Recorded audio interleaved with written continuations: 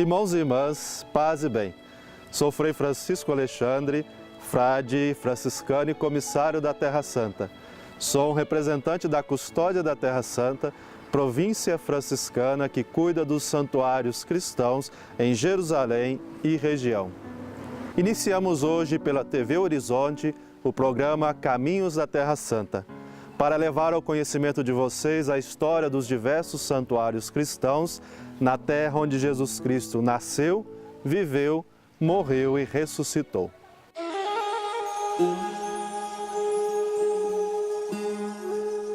Chego nesses lugares que tu preenchestes de ti uma vez para sempre.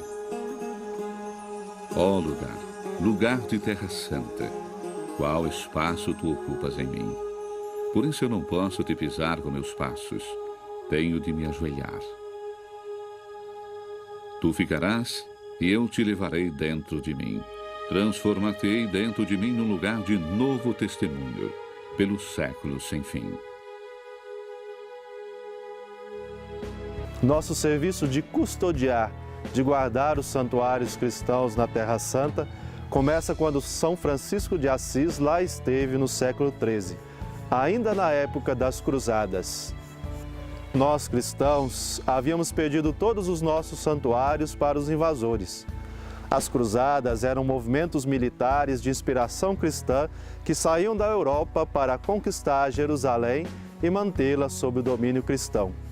Francisco de Assis, em 1219, foi em uma dessas cruzadas.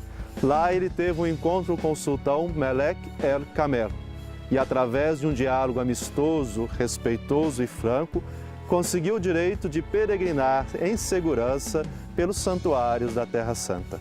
A libertação do Santo Sepulcro, a restauração do culto cristão, a defesa dos lugares sagrados do estado de abandono em que se encontravam, foram um motivo de inspiração ideal do movimento das Cruzadas. Acompanhando a Quinta Cruzada, chegaram à Terra Santa também os filhos de Francisco de Assis. Acre é lembrada pela chegada de São Francisco de Assis. Depois de tentar por 2 vezes chegar ao Oriente Médio, finalmente na primavera de 1219, partindo de Brindisi, desembarcou em Acre, onde foi recebido pelos frades que aí já se encontravam, com Padre Elias e outros companheiros. De Acre por mar, Francisco e os companheiros prosseguiram rumo a Damieta, onde ferviam os preparativos para a desventurada batalha de 29 de agosto. Sendo ele homem de Deus, sendo ele homem de paz, anunciava algo muito diferente da guerra. E em seguida foi falar com o sultão Malek el-Kamel, que era o sobrinho de Saladino.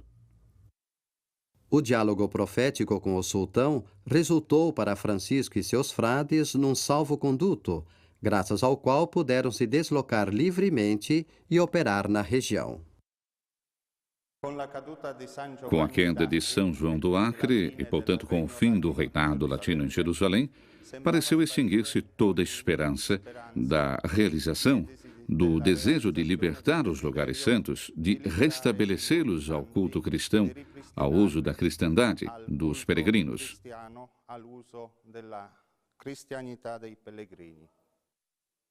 Depois de 2 séculos de guerras sangrentas entre as armadas muçulmanas e cristãs, os filhos de São Francisco indicaram um novo e pacífico método para a libertação dos lugares sagrados: o diálogo. Custodiar significa justamente amar, cuidar, zelar desse patrimônio de toda a cristandade.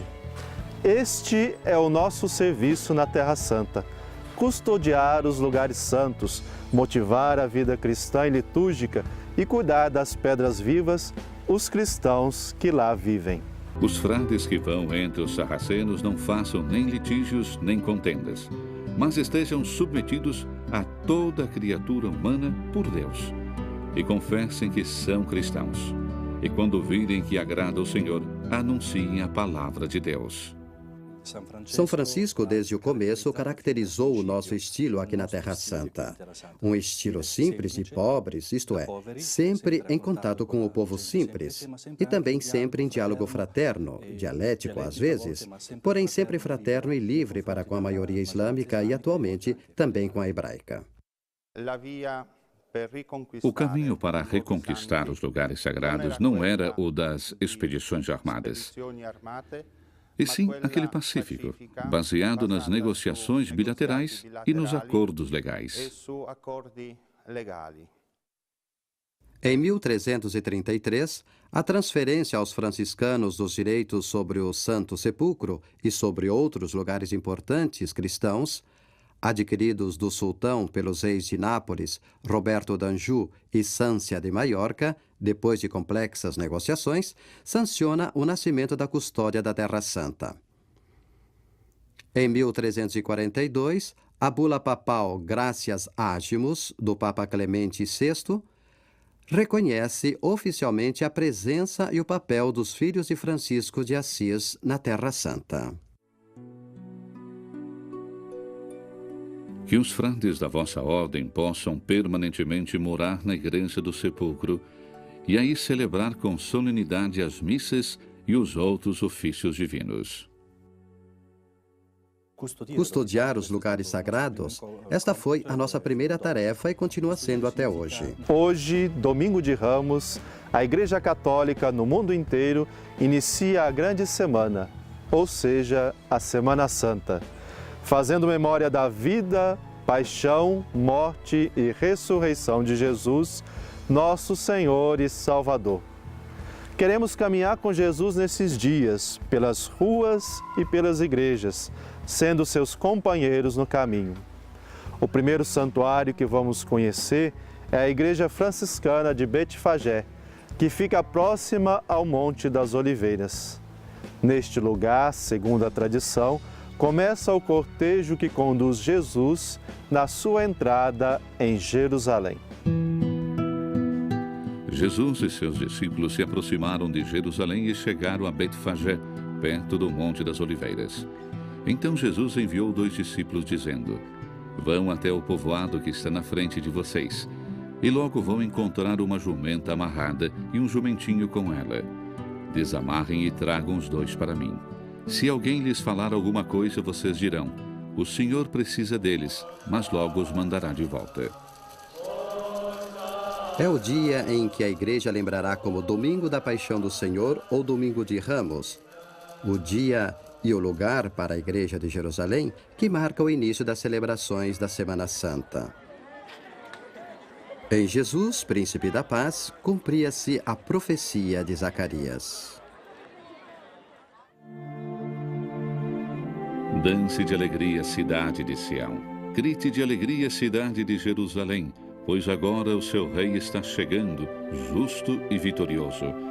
Ele é pobre, vem montado num jumento, um jumentinho, filho de uma jumenta. Anunciará a paz a todas as nações. A multidão era enorme. Alguns estendiam seus mantos, outros cortavam ramos e cantavam o Salmo 118. Hosana, glória a Deus. Bendito aquele que vem em nome do Senhor. Glória a Deus no mais alto dos céus. E quando Jesus entrou em Jerusalém, todos se perguntavam: Mas quem é ele? E a multidão respondia: É um profeta. Os fariseus queriam calar as crianças que estavam gritando. Jesus respondeu: Se as crianças se calarem, as pedras gritarão. E Jesus entra no templo, purifica o templo, expulsa os mercadores do templo. Há até alguns gregos querendo encontrar Jesus. Vão visitá-lo. Felipe e André, 2 discípulos que tinham nomes gregos. E Jesus, quando os vê, diz: Chegou a hora em que o Filho do Homem vai ser glorificado. Jesus entra em Jerusalém, sede do poder civil e religioso da Palestina, aclamado como um rei, mas montado numa jumenta, um animal dócil e humilde a serviço de todos. No Monte das Oliveiras, em Betfagé, localidade já conhecida pela peregrina Egéria, no fim de 1800, uma pequena capela foi reconstruída pela Custódia da Terra Santa, sobre as ruínas de uma antiga igreja dos Cruzados, que recordava a conversa de Marta e Maria com Jesus quando ele veio ressuscitar Lázaro. A capela guarda a pedra onde, conforme a tradição, Jesus teria colocado o pé para montar sobre a jumenta.